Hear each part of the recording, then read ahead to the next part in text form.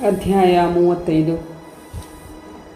ಮೋಶೆ ಇಸ್ರಾಯೇಲರ ಸಮಾಜವನ್ನೆಲ್ಲ ಸೇರಿಸಿ ಅವರಿಗೆ, ನೀವು ಅನುಸರಿಸಬೇಕೆಂದು ಸರ್ವೇಶ್ವರ ಹೀಗೆ ಆಜ್ಞಾಪಿಸಿದ್ದಾರೆ.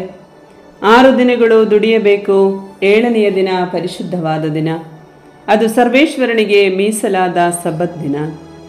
ಆದ್ದರಿಂದ ನೀವು ಸಂಪೂರ್ಣವಾಗಿ ದುಡಿಮೆ ನಿಲ್ಲಿಸಬೇಕು. ಆ ದಿನ ದುಡಿಯುವವನಿಗೆ ಮರಣದಂಡನೆಯಾಗಬೇಕು. ನೀವು ವಾಸಿಸುವ ಯಾವ ಮನೆಯಲ್ಲೇ ಆಗಲಿ ಸಬ್ಬತ್ ದಿನದಂದು ಬೆಂಕಿಯನ್ನು ಹೊತ್ತಿಸಬಾರದು ಎಂದು ಹೇಳಿದನು. ಮೋಶೆ ಇಸ್ರಾಯೇಲರ ಇಡೀ ಸಮಾಜವನ್ನು ಉದ್ದೇಶಿಸಿ, ಸರ್ವೇಶ್ವರನ ಆಜ್ಞೆ ಇದು, ನೀವು ನಿಮ್ಮ ನಿಮ್ಮ ಆಸ್ತಿಪಾಸ್ತಿಯಿಂದ ಸರ್ವೇಶ್ವರನಿಗೆ ಕಾಣಿಕೆಯನ್ನು ಕೊಡಬೇಕು, ಮನಪೂರ್ವಕವಾಗಿ ಕೊಡಬೇಕು. ಸರ್ವೇಶ್ವರನಿಗೆ ತರಬೇಕಾದಂಥ ಕಾಣಿಕೆಗಳು ಇವು: ಚಿನ್ನ, ಬೆಳ್ಳಿ, ತಾಮ್ರ, ನೀಲಿ, ಊದಾ, ಕಡುಗೆಂಪು ವರ್ಣಗಳುಳ್ಳ ದಾರಗಳು, ನಯವಾದ ನಾರು ಬಟ್ಟೆಗಳು, ಆಡು ಕೂದಲಿನ ಬಟ್ಟೆಗಳು, ಹದ ಮಾಡಿದ ಕೆಂಪು ಬಣ್ಣದ ಕುರಿದೊಗಲುಗಳು, ಕಡಲು ಹಂದಿಯ ತೊಗಲುಗಳು, ಜಾಲಿ ಮರ, ದೀಪಕ್ಕೆ ಬೇಕಾದ ಎಣ್ಣೆ, ಅಭಿಷೇಕ ತೈಲಕ್ಕೆ ಹಾಗೂ ಪರಿಮಳ ಧೂಪಕ್ಕೆ ಬೇಕಾದ ಸುಗಂಧ ದ್ರವ್ಯಗಳು, ಮಹಾಯಾಜಕನ ಕವಚಕ್ಕೆ ಬೇಕಾದ ರತ್ನಗಳು ಮತ್ತು ಭಕ್ಷ್ಯಪದಕದಲ್ಲಿ ಕಚ್ಚಿಸಬೇಕಾದ ನಾನಾ ರತ್ನಗಳು. ನಿಮ್ಮಲ್ಲಿರುವ ಶಿಲ್ಪಕಾರರೆಲ್ಲರೂ ಬಂದು ಸರ್ವೇಶ್ವರನು ಆಜ್ಞಾಪಿಸಿದವುಗಳನ್ನೆಲ್ಲ ಮಾಡಬೇಕು.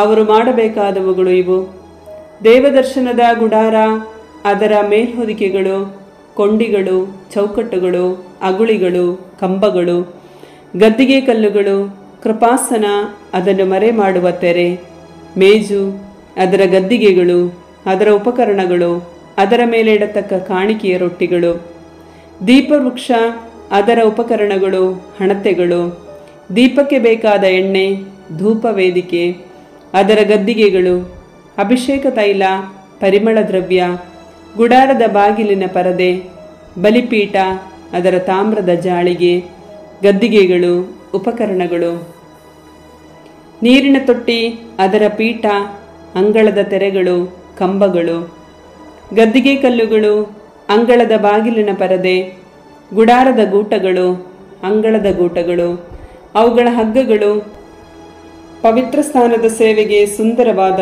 ದೀಕ್ಷಾ ವಸ್ತ್ರಗಳು, ಅಂದರೆ ಮಹಾಯಾಜಕ ಆರೋನನಿಗೆ ಹಾಗೂ ಅವನ ಮಕ್ಕಳಿಗೆ ಬೇಕಾದ ವಸ್ತ್ರಗಳು. ಇದಾದ ಮೇಲೆ ಇಸ್ರಾಯೇಲ್ ಸಮಾಜದವರೆಲ್ಲರೂ ಮೋಶೆಯ ಹತ್ತಿರದಿಂದ ಹೊರಟು ಹೋದರು. ಅವರಲ್ಲಿ ಉದಾರ ಹೃದಯಿಗಳು ಸ್ವಂತ ಇಷ್ಟದಿಂದ ಮುಂದೆ ಬಂದು ದೇವದರ್ಶನದ ಗುಡಾರದ ಕೆಲಸಕ್ಕೂ ಅದರ ಸಮಸ್ತ ಸೇವೆಗೂ ಹಾಗೂ ದೀಕ್ಷಾವಸ್ತ್ರಗಳಿಗೂ ಬೇಕಾದವುಗಳನ್ನು ಸರ್ವೇಶ್ವರನಿಗೆ ಕಾಣಿಕೆಯಾಗಿ ತಂದರು. ಹೆಂಗಸರು ಹಾಗೂ ಗಂಡಸರು ಧಾರಾಳ ಮನಸ್ಸಿನಿಂದ ಸರ್ವೇಶ್ವರನಿಗೆ ಚಿನ್ನದ ಕಾಣಿಕೆಗಳನ್ನು, ಅಂದರೆ ಕಡಗ, ಮೂಗುತಿ, ಮುದ್ರೆಯುಂಗುರ, ಕಂಠಮಾಲೆ ಮೊದಲಾದ ಚಿನ್ನದ ಒಡವೆಗಳನ್ನು ಸಮರ್ಪಿಸಿದರು. ಯಾರಲ್ಲಿ ನೀಲಿ, ಧೂಮ ಹಾಗೂ ರಕ್ತವರ್ಣಗಳುಳ್ಳ ದಾರಗಳು, ನಯವಾದ ನಾರು ಬಟ್ಟೆ, ಆಡುಕೂದಲಿನ ಬಟ್ಟೆ, ಹದ ಮಾಡಿದ ಕೆಂಪು ಬಣ್ಣದ ಕುರಿದೊಗಲು ಹಾಗೂ ಕಡಲು ಹಂದಿಯ ತೊಗಲು ಇದ್ದವೋ ಅವರು ಅವುಗಳನ್ನು ತಂದುಕೊಟ್ಟರು.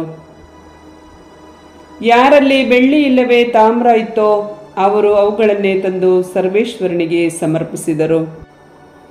ಯಾರಲ್ಲಿ ನೀಲಿ, ಧೂಮ ಹಾಗೂ ರಕ್ತವರ್ಣಗಳುಳ್ಳ ದಾರಗಳು, ನಯವಾದ ನಾರು ಬಟ್ಟೆ, ಆಡು ಕೂದಲಿನ ಬಟ್ಟೆ, ಹದ ಮಾಡಿದ ಕೆಂಪು ಬಣ್ಣದ ಕುರಿದೊಗಲು ಹಾಗೂ ಕಡಲು ಹಂದಿಯ ತೊಗಲು ಇದ್ದವೋ ಅವುಗಳನ್ನು ತಂದುಕೊಟ್ಟರು.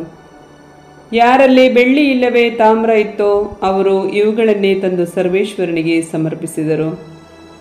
ಯಾರ ಬಳಿಯಲ್ಲಿ ಗುಡಾರದ ಕೆಲಸಕ್ಕೆ ಬೇಕಾದ ಜಾಲಿ ಮರವಿತ್ತೋ ಅವರು ಅದನ್ನು ತಂದುಕೊಟ್ಟರು. ನಿಪುಣೆಯರಾದ ಮಹಿಳೆಯರು ತಮ್ಮ ಕೈಗಳಿಂದ ನೀಲಿ, ಊದ ಹಾಗೂ ಕಡುಗೆಂಪು ವರ್ಣಗಳುಳ್ಳ ನೂಲನ್ನು ಹಾಗೂ ನಯವಾದ ನಾರಿನ ನೂಲನ್ನು ನೇಯ್ದ ಆ ನೂಲುಗಳನ್ನು ತಂದುಕೊಟ್ಟರು. ನಿಪುಣೆಯರಾದ ಬೇರೆ ಮಹಿಳೆಯರು ಆಡಿನ ತುಪ್ಪಟವನ್ನು ನೇಯ್ದು ತಂದುಕೊಟ್ಟರು.